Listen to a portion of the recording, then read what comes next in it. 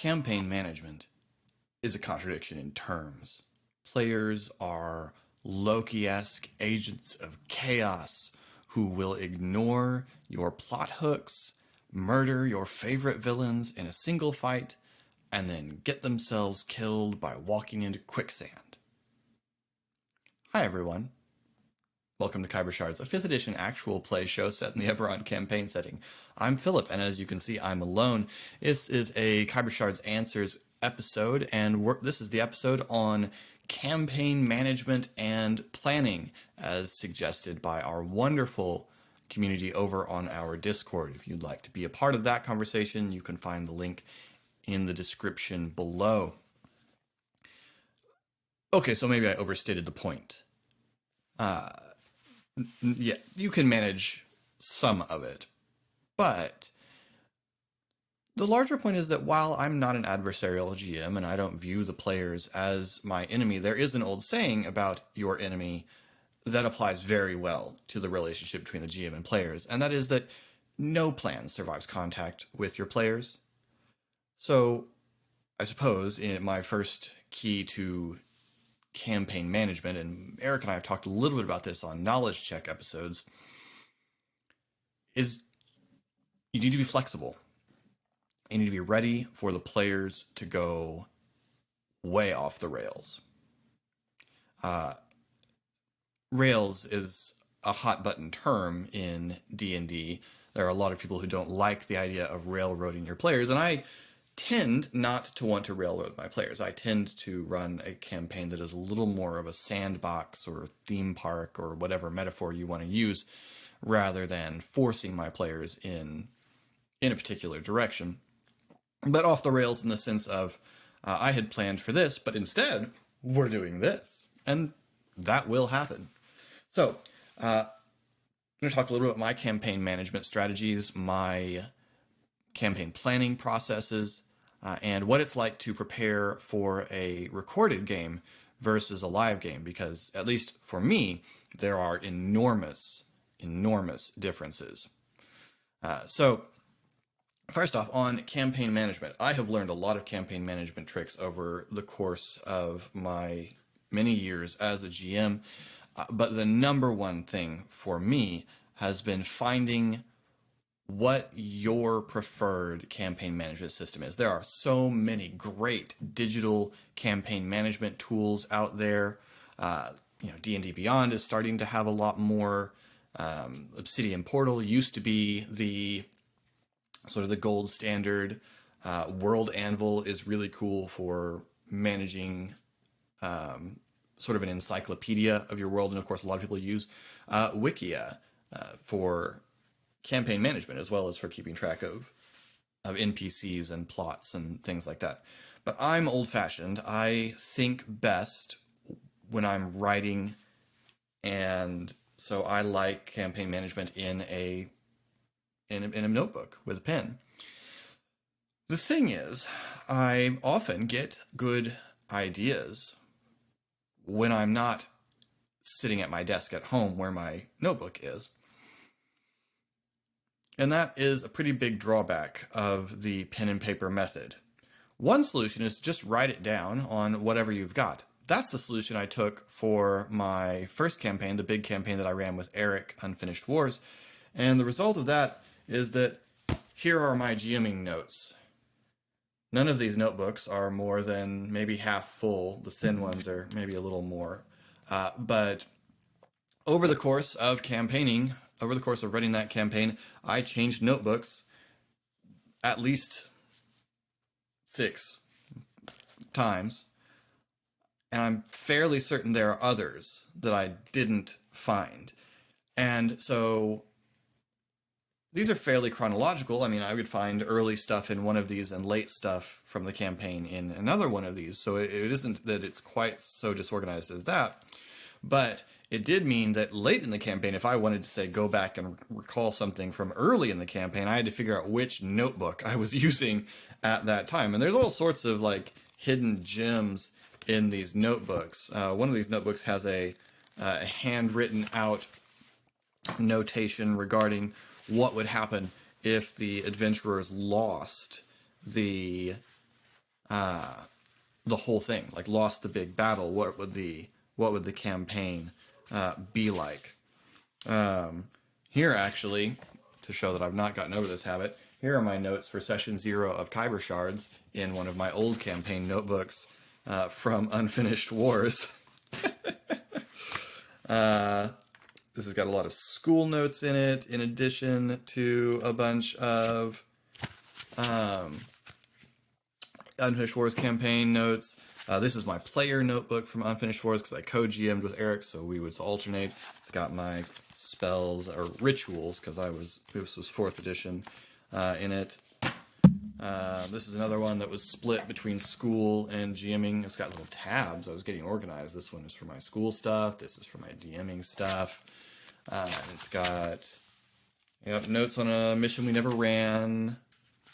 Yeah, a whole bunch of things that we never did. Never did.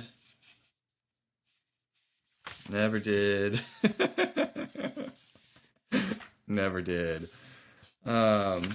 the idea. Yeah. So one of the big things that has improved, I would say, about my GMing is I have gotten better at keeping it reasonably organized in a single notebook. One of the big things that's helped that is getting a good GMing notebook. I think there are a lot of tricks to getting a good GMing notebook. I think it needs to look good to your, this is for me, it needs to look good, it needs to feel good, it needs to be easy for you to write in, meaning decent paper and a good pen. And I'm left-handed, so good pen is difficult. And it needs to make you happy in some way or another. And one of the things that I have found really nice is repositionable pages. My current DMing notebook is this one. This is something I got off of Etsy from an Etsy store called Cantrips Media, who don't know that I'm doing this. There's no sponsorship going on here. I bought this. It's amazing. I bought one of the player notebooks for Colin. I love this notebook. It has fantastic sections in it. It's got wonderful page layouts for lots of different things, from NPCs to maps. It's got the nice little plastic things for dry erase for managing initiative, grid paper for maps if you want that, sections on organizations and NPCs and things like that. So it's cool. It came with a bunch of tabs and stickers for your convenience, and a bunch of tabs and stickers, which I don't use a lot of. I use the tabs, but I don't use a lot of stickers and that kind of thing. But some people really like that. And it's one of those disc-bound numbers, so you can reposition the pages, which has been a lot of help in planning this. So I really like that, and if I would recommend checking out Cantrips Media on Etsy. Very reasonably priced and very good quality. So a lot of my campaign management that I've learned comes down to getting better organized and having a good system for keeping track of NPCs and just other notes. NPCs is a problem for me. I will say this is a big weakness for me, is I make up a lot of NPCs in the spot, and I am very bad about remembering to go back and write down what I made up so that I can remember it. And so I'm stuck relying entirely on my memory. I have a pretty good memory for largely useless things, like NPC names and places and years and various historical trivia, but it's still bad. So if you are forced to make up an NPC name, write it down, man. Write it down. So yeah. So that's most of my campaign management system is in that notebook, because I will take that notebook with me when I take my daughter to the library, or when I'm going to have to sit somewhere for a while. This afternoon, I'll sit with it for a while, getting ready for the session we're going to record tonight for the next set of episodes for Khyber Shards. And I really like that.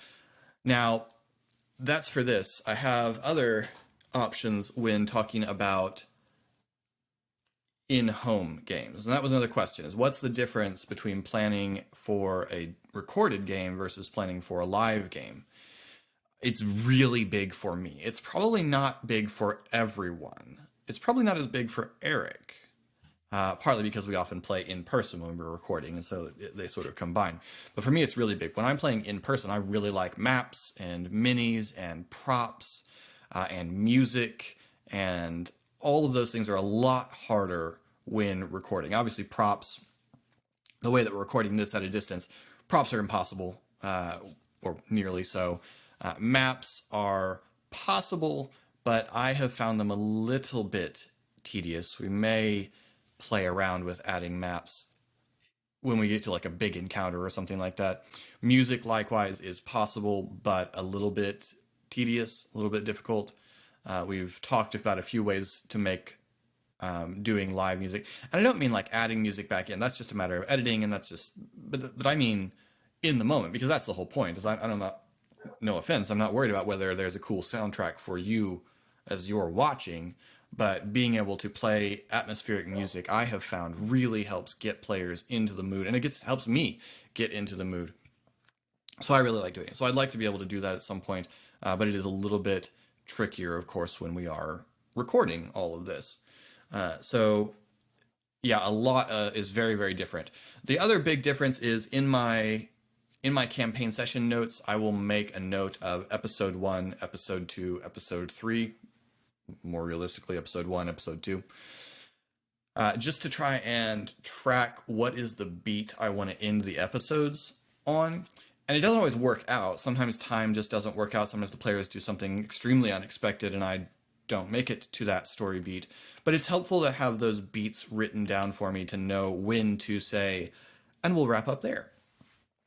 So that's probably another big one, is I'm thinking about what's it look like at the end of an hour when I need to wrap up this episode, or an hour and a half, as it often is.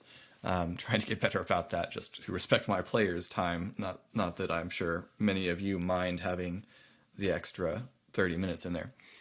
So that's a lot different for me in running the campaign. Is it's entirely theater of the mind. I don't get to use any of the maps and props that I have out in my big gaming room, which is our converted garage, where I've got, I don't know, an unreasonable number of miniatures and a lot of terrain. I'm starting to get into 3D terrain, and so my home games are getting more elaborate. And this is a slimmed down version of how I tend to run the game. The closest thing I have to props is arranging what's behind me, and so I've got some wonderful fan gift within the shadow blade knife back there, and one of my swords just happens to be leaning against the bookshelf. Another fan gift in a journal I was given, and then a blacksmith's forge made out of Legos that my wife and I built this summer, or not this summer, this spring. So, all right, moving forward to some other things about planning and management. This was a question from, I apologize, I haven't been calling any others out. Those questions came from Richard and Eric on our Discord. The next question from Richard was a bit about where my GM inspiration comes from. A lot of places. I mean, I'm sure this is true with any kind of inspiration. It's a lot of places. Things I've read, movies I've watched. Movies and TV shows are a big inspiration for me. I pull voices out of TV shows that I've watched all the time because I'm a better mimic than I am at coming up with things that are entirely original. So I pull voices and characters out of TV shows a lot. Obviously, we're using a lot of comic book inspiration for Khyber Shards. I also watch a lot of videos from web DMs for advice and suggestions. I watch Matt Mercer a lot, and he's obviously a way more talented voice actor than I am, but I have taken a lot of inspiration from little things he does as a GM, letting the players describe the killing blow. And that's such a simple and frankly obvious thing to do, but it wasn't something I was doing until I started watching him as a DM. Matt Colville has just hours of good DMing advice that mostly, if I was to say there's a thesis statement to his advice, it's that the rules really aren't that important.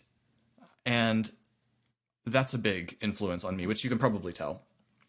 But that's a big influence on me as a GM, is to not to lean too heavily on the rules to guide the story, especially not compared to story.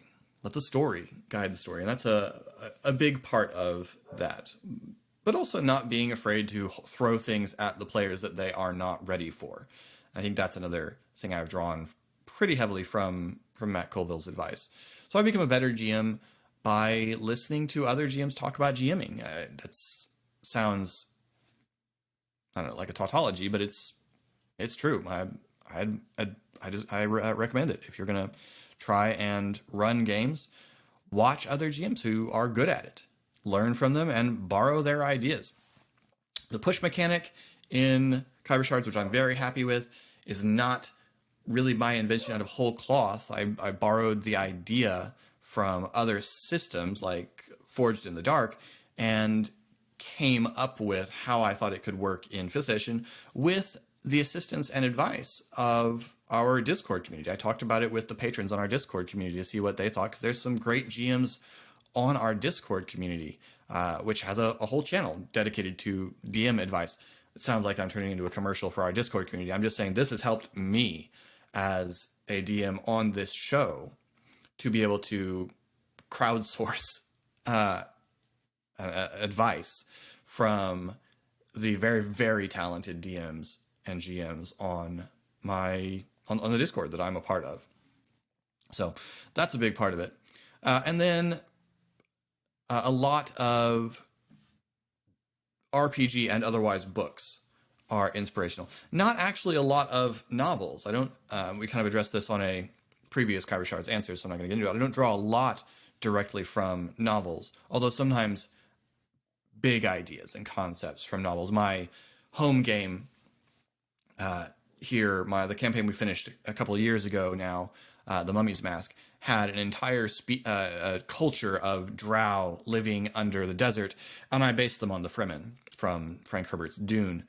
So, sure, stealing big concepts like that, but not usually story. So a lot of RPG books are a big part of inspiration for me. For Khyber Shards, it's mostly been these two, City of Stormreach, which is really great and one of the best published Eberron sourced books. And then another of what I think is one of the best published Eberron sourced books, Secrets of Zendrick. I've drawn a lot of stuff from both of these. There are a lot of NPCs from City of Stormreach who are walking around in our campaign. Kadric is drawn from there. Harish, Solarka, and Hular. Gerald Goodblade. Obviously the Storm Lords. Storm Hammers, all the gangs and things like that. All these things are pulled from the City of Stormreach book. So I'm really using the city as it's presented in that book. And so that's been, of course, a huge inspiration. Eric got me for my birthday a couple of books that I have been, planning things to use from.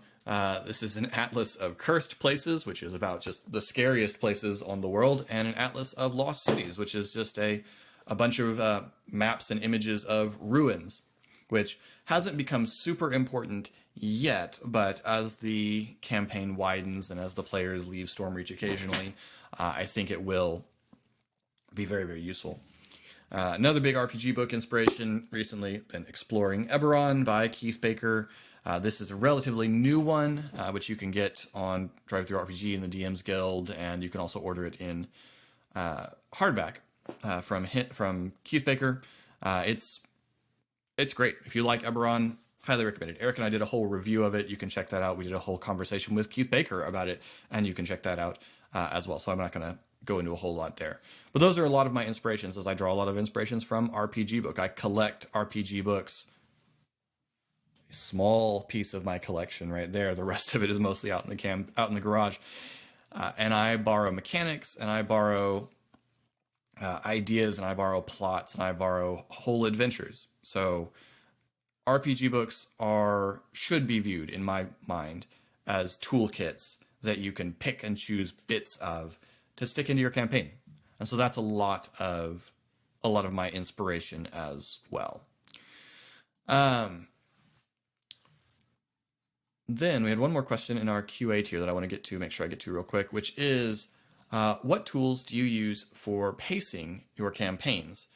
When do you sprinkle in side quests, and with the main story points. So that's a good question, and it's going to be very, very dependent on your gaming group. I'm extremely lucky. I say this a lot, and I will continue to say it a lot in every single group that I play with in my home games and on these shows. I am extremely lucky. I don't play with a lot of pickup groups. The only really groups that I play with that aren't people I know from my regular day-to-day life is a couple of games that I'm in through the Discord, and those are great as well. But I'm really, really lucky with my player groups that I run for, because I find that I don't really have to plan side quests, because I can count on them to make their own trouble. So my method is this. I try to throw out a bunch of hooks. Okay, I cast a big net, so I throw out a bunch of things. So once we got through the prologue, once we got into Stormreach, first episode in Stormreach, our first session, so first set of episodes in Stormreach, I threw out the following hooks off the top of my head without going back and looking at notes. We encountered Hallis Martain. We encountered the Irani elf, the Irani elf necromancer, who raised the mummy. The players obtained a mysterious obsidian bust, which is sitting in their treehouse, and that's in one episode. In one episode, they acquire all of those things and meet a couple of interesting characters that they could have, and still could, choose to seek out, choose to pursue and try and develop relationships with them, or find out what they're about. So sprinkle a whole bunch of things out there. Second episode, we meet Solarka and introduce that character as a character that the players can choose to interact with. I did not know that they would pursue Solarka as a prominent NPC in the way that they have. Didn't know they would do that. I introduced Solarka because Solarka was picked by two of my players as a NPC they had a connection to, but I wasn't sure that they would. And Harish and the Ship's Cat, which is another one that a player picked, but hasn't been quite so heavily leaned on as Solarka. And then at the end of that session, I introduced a main plot point, the first main plot point that I had in mind after the prologue, which was Donabella. After that encounter, which went see a previous Khyber Shards answer where I talk about that. After that encounter, which went very, very differently from what I expected it to, and included one of the player characters setting a deadline on when the next Donabella Brightdoom encounter needed to happen, I retooled a little bit, gave some space for the players to breathe, and sprinkled in a few more potential plot hooks. We met Geralt, and we encountered Tommel, and we encountered more with the Stormhammers, and we met Carl and the Sword and Sheath as a bar. And what the players decided to pursue was the little conversation that Pog overheard at the bar. I didn't know that they would pursue that. I had a good idea of what that was going to look like, but I didn't know that they would pursue that side quest. They could also have pursued things involving Tommel. They could also have pursued things involving Geralt. They could have pursued a lot of other angles. They chose to pursue that. So my method tends to be, there are big bookmarks in the adventures that are going to happen so long as the campaign remains in the place that it's in. Donabella, the adventure down into the crypt that's been going on right now in the meeting the Rebel Warren gang. Obviously, I can't tell you what the next one in my head is. And between them, I throw out a bunch of potential breadcrumbs and I see what the players go for. And I follow that. Players pull on this thread, I'm going to follow that thread to see where it goes. I don't always know where it goes when they start. When Pog decided to sell the group on investigating the the thefts at the bar, I didn't know where exactly that would go. I didn't know about the Otyug yet. I didn't know about Lady Taris yet.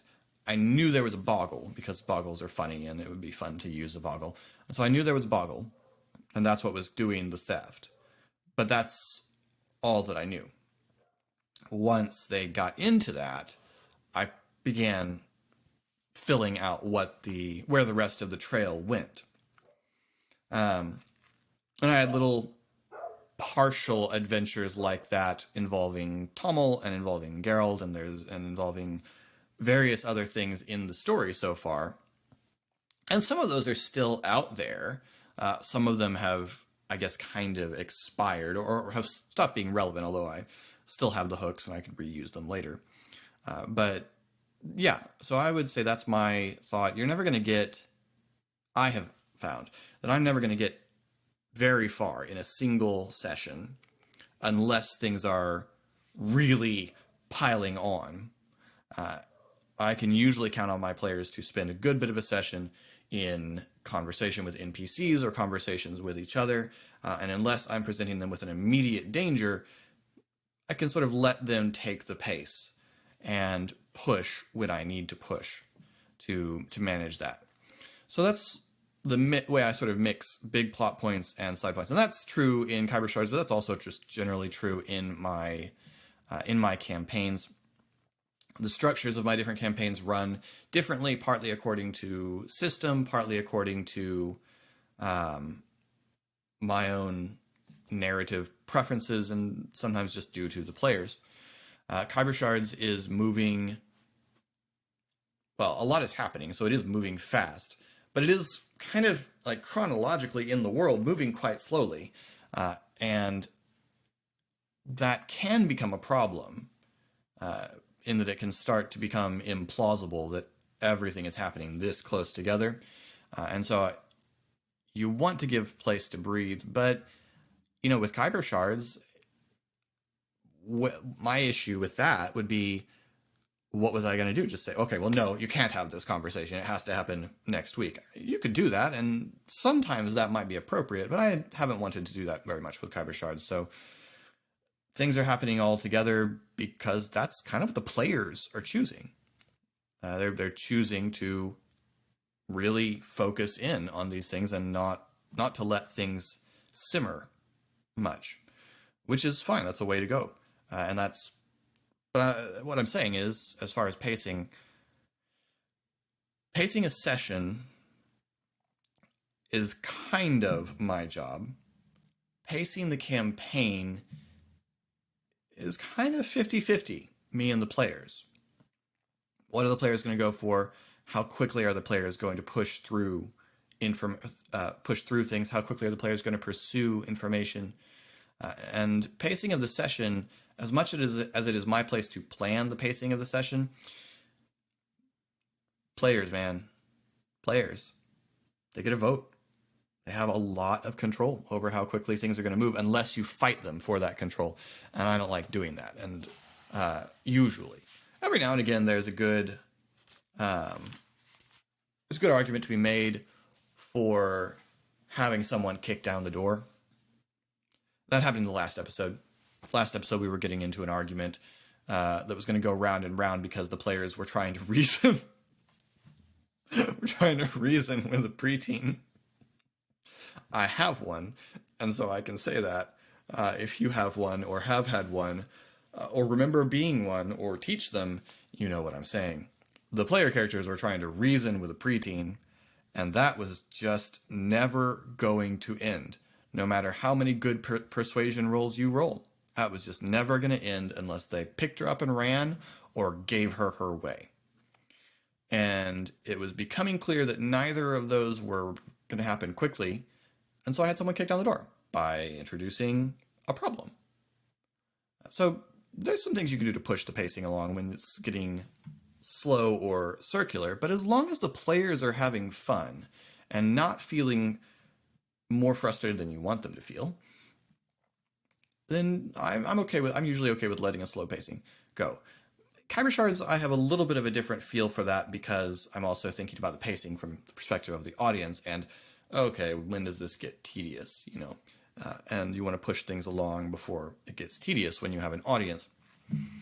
But mostly, I am still allowing players to have a lot of say in the pacing. But I don't plan side quests until the players step onto the side quest, unless, big exception to that, is unless somebody's out or you're just not ready to run the next thing. And so you're like, okay, I need to know what's going to happen.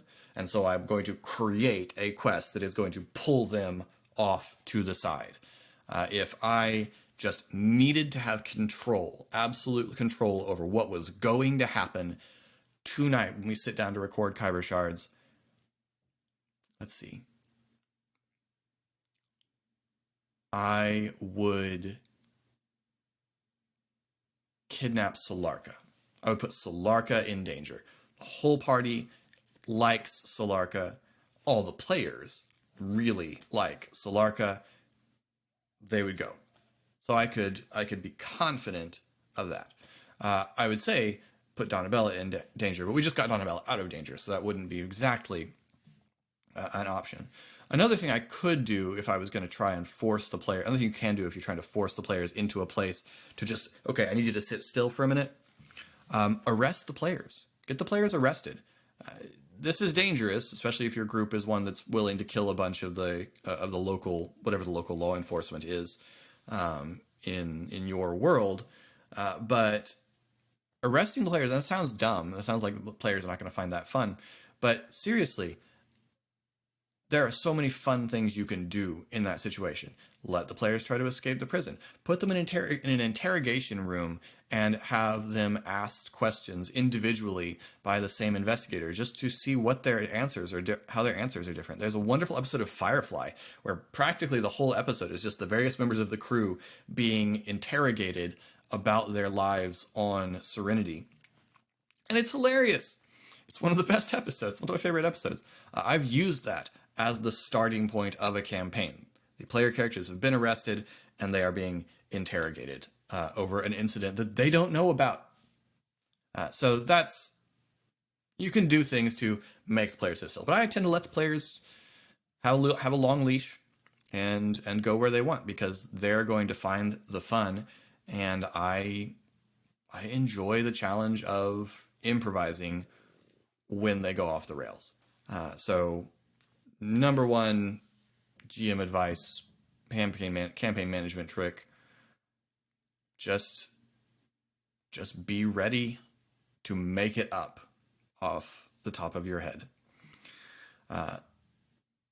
Best thing you can do for that is know your world well, know your setting well, or know at least the immediate area well. You don't need to know what's going on hundreds and thousands of miles away, but know what's around and have a bunch of little things. Me and Erica talked about having a DM spell book, which is a bunch of little encounters and NPCs and items and things like that you can sprinkle in. And so the players go down a blind alley and you have no idea what's down that alley. Well, yeah, okay, but I've got this encounter where people try to mug you. Cool. And that's also something you can do when the players get way off base, is attack them with something comparatively trivial. Let them feel awesome while they beat the crap out of a bunch of bandits who just jumped out of an alley and tried to rob them. Or a pack of wolves that come racing out of the wilderness, or zombies. No one ever feels bad when they beat up zombies. So, lots of things like that. Anyway, that was my video on how I manage campaigns and plan a little bit. We may talk more about campaign planning later. And there was a suggestion of doing a recorded planning session for the next session of Khyber Shards. And I thought about doing that. The thing is, Eric edits these, and I don't want him to watch me do that. So it might be the sort of thing where I had to record and then release at the very end of the arc and have Eric, I don't know. We'll figure out a way to do that sometime. That's a cool idea, but wanted to let it sit for this time because I didn't, because we're having to front load a bunch of things. Hopefully our next Khyber Shards answers, we will talk with Casey and RA, and we'll talk a bit about Levexi, who's a recurring character in all of my campaign worlds, and they'll tell about their experiences with Levexi, and we'll talk a little bit about using recurring characters and what makes a fun NPC to interact with. In the meantime, thank you so much for watching. Let me know in comments below, what's your campaign management system? Do you prefer a notebook? Do you use digital? What's your comfort area for writing your campaign notes? If you want to be a part of a conversation with us, as I mentioned, we have a Discord. Link is below. Links to all of our socials are below. We're on all the socials as The Geek Pantheon. I can't tell you how awesome it has been to have all the support and the response and to read your comments. I've had just a really, really fun time doing this, and I continue to have a really fun time doing it. So thank you so much for that, and for all of you who watch. Just thank you. Big shout out to our fellow creator More Than a Mia for hosting a watch party on her Discord every Monday. That has been so fun to participate in when I'm available, but it's also just wild that people gather even digitally to watch this crazy thing we are creating together and laugh at it. So thanks a ton. Anyway, this has been Khyber Shards. I'm Philip. Thanks for rolling with us.